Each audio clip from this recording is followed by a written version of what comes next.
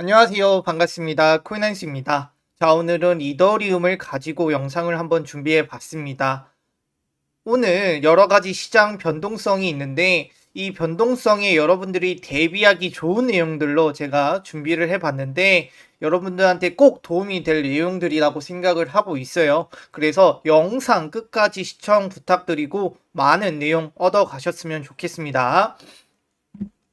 자, 저희가 자고 있는 6시 30분, 새벽 6시 30분에 많은 변화가 있었습니다. 비트코인과 이더리움이 약 7%에서 6% 정도 떨어지는 모습을 보여주면서 이에 덩달아 나머지 알트들도 모두 떨어지는 모습을 보여줬습니다. 물론 떨어지는 데는 다 이유가 있겠죠. 그 이유가 무엇이냐면 우선 중국의 부동산 위기, 재작년 21년 12월 4일 날 헝다그룹이 디폴트 선언에 따라서 전반적인 시장이 떨어지는 모습을 확인할 수 있었어요. 근데 이 헝다그룹이 미국에 파산 보호 신청을 했습니다. 챕터 15라고 해서 뭐 7, 11, 뭐 13, 그다음에 15까지 이어지는데 이 파산 보호 신청이라고 보시면 될 것 같아요.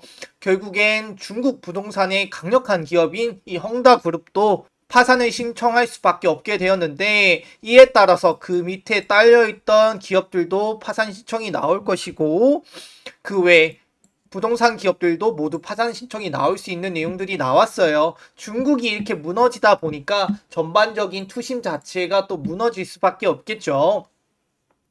그리고 여기에 더해서 일론 머스크, 스페이스X, 비트코인을 모두 팔았다라고 합니다. 3억 7,300만 달러 규모를 팔았다라고 하는데 이 부분에서 많은 분들이 또 실망을 한 것 같아요. 왜 그러냐면 이 스페이스X 있죠. 구 트위터.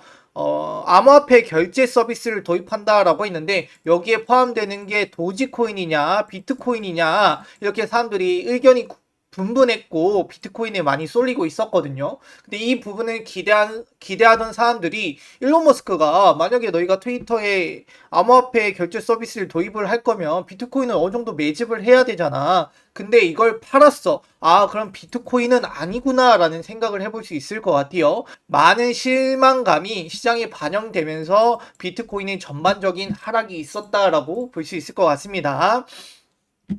그렇다 보니까 이더리움뿐만 아니라 비트코인도 비트코인은 25,000, 이더리움은 1,600 정도 지지선에서 부딪히고 올라온 모습인데 아래 꼬리를 말아 올렸다라고 하지만 여전히 부족한 부분들이 있는 것 같아요. 그래서 밑에서 주우신 분들도 있겠지만 추가적으로 좀 더 떨어질 수 있는 가능성은 있어요. 이 구간이 중요한 구간이고 중요한 지지 라인이다라고 볼 수 있을 것 같은데 RSI를 보면 과매도죠. 과매도 구간까지 올라왔기 때문에 이제 시장이 말아 올려도 이상하지 않은 구간에 돌입했다라는 걸 알아두시면 좋을 것 같고요. 자, 이더리움 같은 경우는 비트코인보다 조금 덜 빠졌어요. 그리고 회복력이 더 좋았다라는 걸 말씀해 드릴 수 있는데 아무래도 SEC 10월 첫 이더리움 선물 ETF 승인 가능성이 높아지고 있어요. 아무래도 실제 승인이 돼야 시장이 더 올라가겠지만 10월달 얼마 남지 않았습니다. 한 달 정도만 버티면 이더리움의 급등 가능성을 좀 노려볼 수 있을 것 같고요. 여기에 추가적으로 이더리움 샤펠러 업그레이드 다음이 샤딩 업그레이드거든요. 이 샤딩 업그레이드가 또 10월 이후에 업그레이드 예정이 되어 있습니다. 이더리움을 상승시킬 만한 내용들이 두 개나 남아 있어요. 그래서 비트코인을 구매하는 것도 좋겠지만 이더리움을 매집하는데 저는 좀 더 추천을 드리고 싶은 내용이었습니다.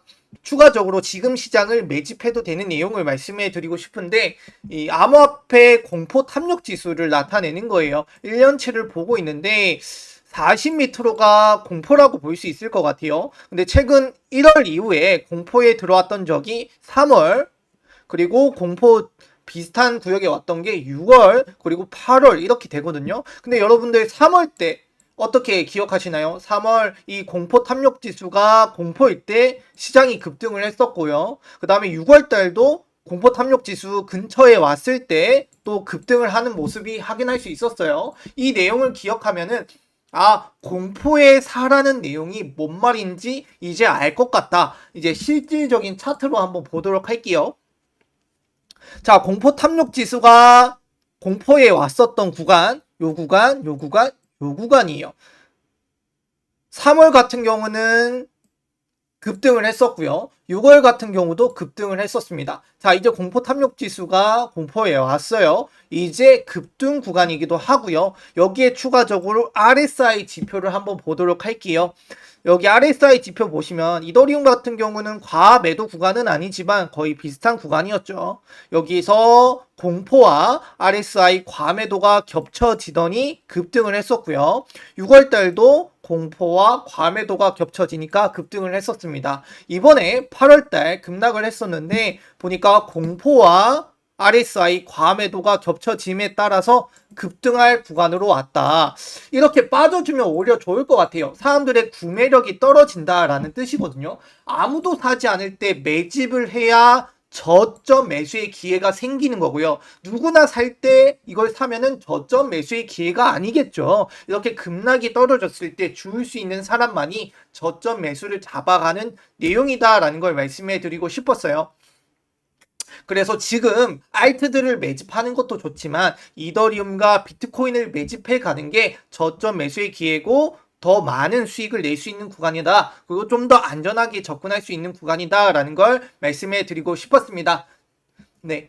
그래서 급락에 따라서 많은 사람들이 걱정하고 계시는데 1월부터 많은 상승이 있었고 한 조정일 뿐이라고 저는 생각을 하고 있습니다. 이 조정이 있어야 더 높은 곳으로 바라볼 수 있기 때문에 이제 다시 준비가 되었고 급등에도 이상하지 않는 구간에 왔구나라는 걸 꼭 알아두시면 좋을 것 같습니다. 오늘 준비한 내용은 여기까지입니다. 시청해 주셔서 감사합니다. 코인한수였습니다.